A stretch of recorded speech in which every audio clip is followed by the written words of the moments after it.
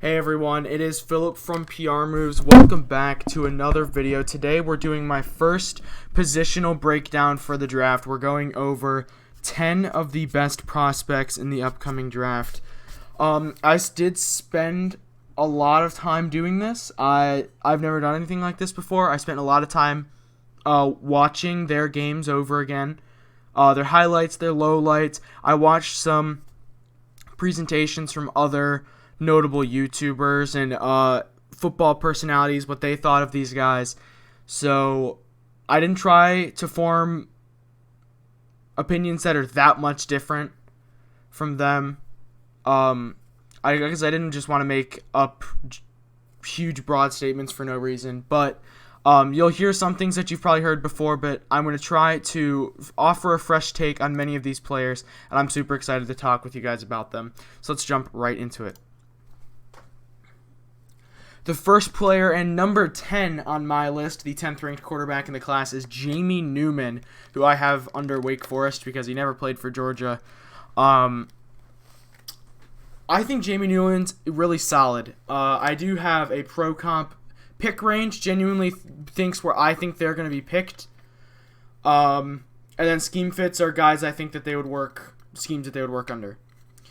So Jamie Newman's definitely the person I've watched the least of because there's not that much footage of him from recent. He is a very much a lot of these guys are first read RPO guys, and he's definitely the best of those first read RPO guys. His mobility is he's probably after Lance and Fields. He's the third most mobile in this class, which is really good for him. His arm strength is there, and he puts some really good velocity on the ball. Granted, his deep ball accuracy isn't anything exciting. Like, you're not drooling over his deep ball accuracy. His anticipation's definitely lacking. He doesn't throw with anticipation almost ever. And his field vision is definitely lacking. His how he moves players with his eyes is just not there. But I do think Jamie Newman could be a third, fourth, even fifth round quarterback that a team takes and wants to develop. And I think that they'd be very right in looking at developing Jamie Newman. Very solid player. I just don't think he does anything so much better to put him ahead of anyone else. Number 9 is going to be David Mills, quarterback from Stanford. Now, I didn't really know anything about David Mills. I didn't even know he was in this draft class when I went to make this list. But I really do get an Andy Dalton vibe from him. He isn't not mobile. He gets outside the pocket. He's never going to be a rush first guy, but he's not immobile. He is very solid, rolling out of the pocket, play action passing, a bunch of stuff you've seen done well at the NFL level, which is really good for him. And his anticipation is really good. He does throw well to guys downfield. He will throw the ball 5 yards ahead of where somebody is, hoping that they'll get there. He has good anticipation like that. His weaknesses come with the fact he doesn't place the ball well. He only averages like 0.5 touchdowns per 30 attempts. So he doesn't throw a lot of touchdowns, which might be a weird thing to talk about. In his experience, he only started 11 games. He's played in 14, but he's only started 11. So I don't think he is a crazy quarterback. I do think he's a third or fourth rounder. I have third round on here. And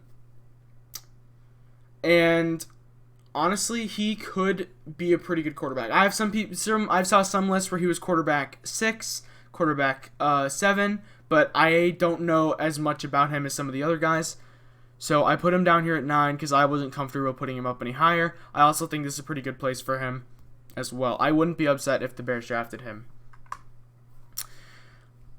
Kyle Trask. I was the biggest Kyle Trask fan throughout the season. And I could bring witnesses. But he kind of crapped the bed at the end of the season. His SEC championship game was really good. His bowl game wasn't. Sucks that he wasn't good in that game. He has really good size, 6'5", 240, really solid. He's very good in the pocket. He can challenge safeties deep. And I think that makes the Nick Foles comp really good. But as someone who watched Nick Foles play this past season, I don't want Nick Foles, even if he's younger and slightly faster.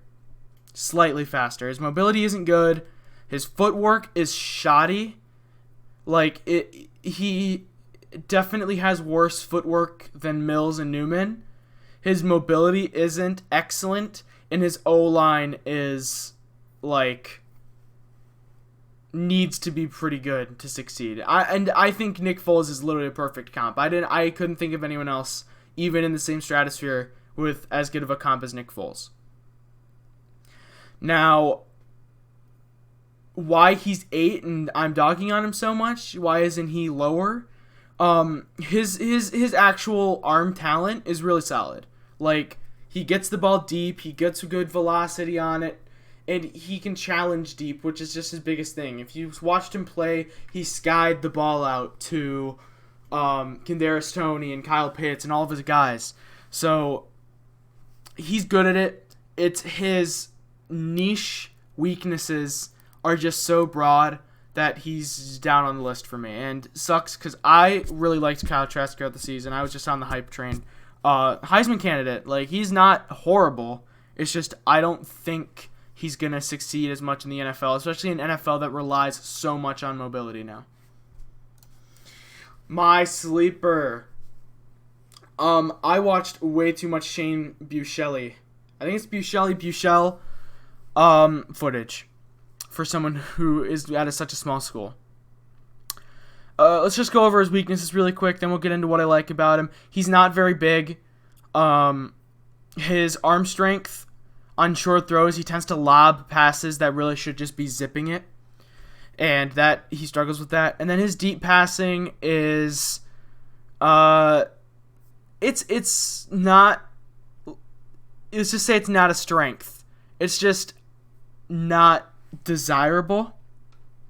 But he's easily top 3 in terms of football knowledge. He's very, very knowledgeable about the game. He's a winner. He won at both Texas and then when he transferred to Southern Methodist. He progresses the field super well. He will sit there on the run and be turning his head, looking at all of his targets, and his anticipation is ridiculous. There are some throws he's backpedaling, but he knows, and he just puts that ball up there, and he knows that his guys are going to be able to go up there and give him a chance at a good play.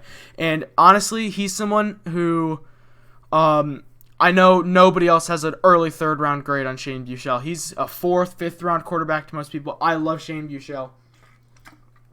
I think someone who gets Shane Buechel is going to be very, very happy that they got him. Shane Buechel is a sleeper. He's my sleeper for this position group, quarterbacks.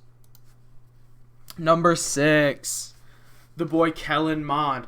I wasn't on the Kellen Mond hype train. For a long time, I was very confused, and I was just listening to my friends who were like, Kellen Mond isn't that good, Philip. You're wasting your time doing that much work on Kellen Mond. Well, here's what I'll say about that. He does overthrow the ball. He definitely, for as good of a talent he had at Texas A&M, he overthrows the ball a lot, and that was a lot of his lowlights. He struggles to read safeties, which is partially one of the reasons he overthrows the ball, is he tries to put the ball so far over the safety's head that only the receiver could get it, and the receiver often doesn't. And he struggles throwing outside the numbers. But most times, if he is looking short in the middle of the field, he's laser accurate. He consistently improved throughout his time at Texas A&M, and scouts are in love with him. He had an excellent pro day. He's shooting up draft boards. He was a 4th, 5th round guy, similar to Shane Buechel, who shot up into the late 2nd round, at least for me. Some people have him going to, I've never seen him in the 1st round, but I've seen him at 40, 39. To some of these teams that, like Atlanta, who might want a developmental QB, that was a lot of people's strategy for Atlanta in early mock drafts, was give them a QB. Well, probably wouldn't be happening now, but they could take Kellen Mond in the 2nd quarter, or 2nd round, and that's what people love about him. He's also probably the 4th most mobile QB in this class. He's definitely not as good on the move as Newman, but he's certainly mobile, and that's a good aspect of his game. All right, we're into the Big Five. So something to understand about this draft class is there's no way that any of the people 6 through 10 pass anyone in this top 5. This is a historically great top 5 where all 5 of these guys could go in the top 10 picks, which is why their pick range is so broad, because I've seen mock drafts with Mac Jones to the Steelers, and I've seen him to the 49ers.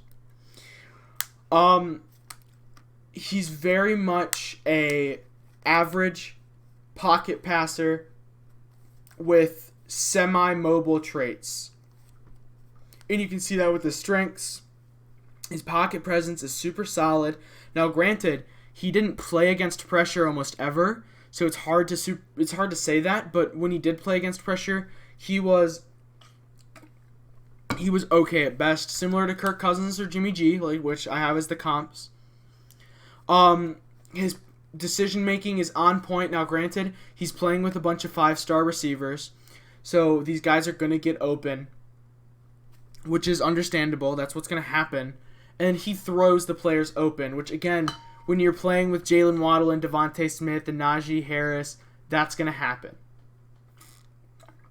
That's my biggest complaint with him, is that I don't think he quite understands the NFL game speed, and he won't initially, because he's so used to having 15 seconds to throw to wide open targets, and he's basically playing a highly advanced target practice. But he's good at what he does, so I can't sit here and say, oh, Kellen Mond or Kyle Trask are better because they had more adversity. No, part of the reason Alabama was so good is because of him. It's not he's only good because Alabama was good. I don't want to set that narrative. I do think he's good. I just wouldn't take him before anyone else in the top 4. I think this top 4 is truly extraordinary. He's like everyone else is like C+ and below. He's like a B+ prospect to me. And I think last year, if you put him in last year's draft, he would have been someone the Packers are taking instead of Jordan Love. He would have been in the conversation with Jordan Love and Jalen Hurts in that second round range. But this year, quarterback is a high price position, and he's going to be taken early. I can definitely see Mac Jones to 3 to the 49ers. Pick number 4, Trey Lance, North Dakota State. My pro comp is Josh Allen, Mitch Trubisky. Here's the thing. He is the quintessential strong arm mobile guy that infatuates NFL GMs. His arm strength is easily the best in this class. In my opinion, I think his overall arm strength is the best. He plays so well out of structure. He'll just scramble and break off 50-yard runs randomly. He's not necessarily someone who, they'll call run first plays for him, but he's definitely really good out of structure, and his pocket awareness is super solid. Definitely better than Mac Jones' pocket awareness. Now, overall, his accuracy is probably more around Kellen Mond than the top 3. I would say Mac Jones has the edge on him for accuracy. He also really needs his pocket to be solid to have that really good awareness. He has to be able to trust that his guys are going to hold for a few seconds to get him time to step into his throws. And he doesn't always have that trust, and that's a pretty big thing to have. And he's definitely overly cautious, which isn't the worst thing in the world. Being overly cautious isn't horrible. Overly cautious is what a lot of people called Aaron Rodgers for a time, and it's not necessarily a bad thing, but he definitely missed on some of his throws and some of the plays throughout his film where he could have made a play, but he was like worried of messing up and just didn't throw it. And he threw it out of bounds, or he threw it purposely 5 yards short, or he checked it down to a different target who was like not as covered. So he's definitely cautious, and he will risk making the big play rarely. Number 3, and I love this picture by the way, is Zack Wilson. The there are some people who think Zack Wilson is the best QB since Andrew Luck, and they think he's better than Trevor Lawrence, and I don't buy it. Now, granted, I was on the Zack Wilson train late. I think a lot of people got infatuated with him throughout the season, and that just kind of stuck.